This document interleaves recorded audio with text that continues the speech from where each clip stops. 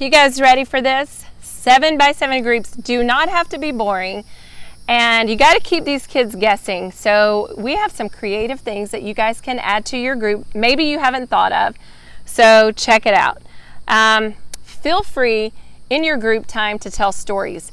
Jesus told lots of stories and had lots of listeners. So he was the master storyteller. So make sure that you guys are bringing in parables, stories, whatever you find, because these students like stories. Also, you guys can use a panel discussion. And I've done that before, where maybe your topic is, how do we know the Bible's true? Where's the evidence for it? And you could get 2 students on one side, 2 students on another, and they can battle back and forth why the Bible they think is true or why it's not true. And so having that panel discussion or asking questions to see what both sides think, very powerful. It really gets your students engaged and listening and learning.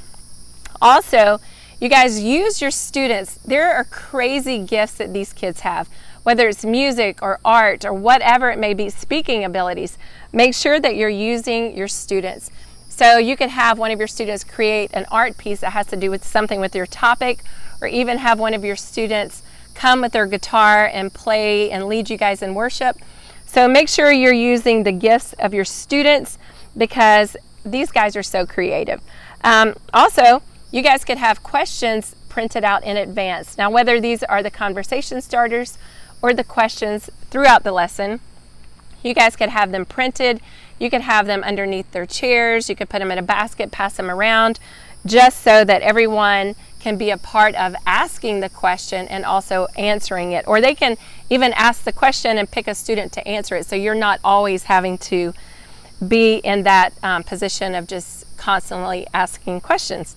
Also, you guys use ideas from Facebook, Instagram, TikTok. These guys are on social media a lot.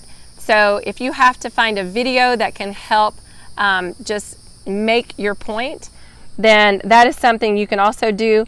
Whatever social media platforms that you can use, we also recommend that.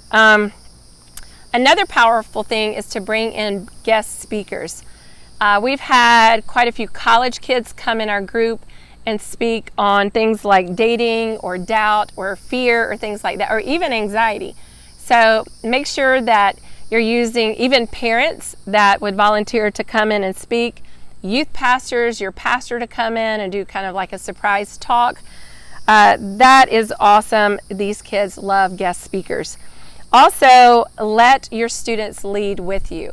So as you continue going week after week, give your students more responsibility, like have them open in prayer, close in prayer. Again, like I said, ask the questions. They may want to share their testimony or whatever, but use your students and give them responsibility.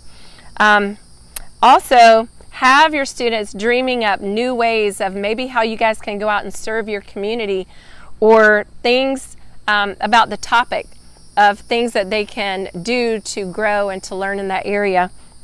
So just make sure that you're reaching out and asking them questions, because these kids, again, they have some great ideas and they are willing to not only tell you, but then they get excited about what they've suggested when the whole group buys into that.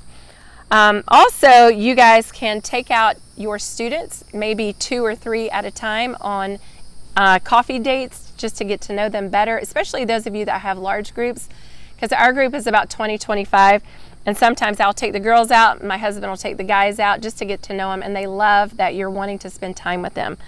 And you really can get to know much more about a student more on a one-on-one or one-on-2 or 3 ratio. Another thing, plan fun community activities. You guys, this could be the mountains, it could be the beach, going to the park, going out to eat at a restaurant, going to a movie, bowling. There's so many community things that you can do, and you will be the star leader if you come up with these activities and invite your students, who also, by the way, can bring their friends, which is amazing. Also, you guys can plan a parent night where the dad and the son, or mom and the son, go out, or the parents just go out and you get to know the parents of your 7x7 group. which is so huge. We have quite a few groups doing that, and it's great because these parents start to feel like a family, and the whole discipleship model works even better when you can get these parents on board and also praying for each other.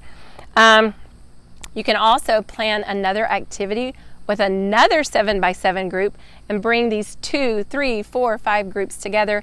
We've done that where we've had over 100 kids and we've played scavenger hunts and all kinds of things. Because man, the more you can get these kids in Christian community and they're doing like-minded studies and things that they can relate to, the better. Finally, you guys can incorporate things like communion and worship and even baptism. Yes, you can. As these kids are learning and they're growing and they are coming to know the Lord and making Him their personal Lord and Savior, you guys can ask your pastor or your youth pastor in your church to help you out with baptism. We did that and had about 20 kids baptized, went to the ocean, very cool experience. So just make sure that you guys are adding some creativity to your group and get these kids involved. You do not have to do everything.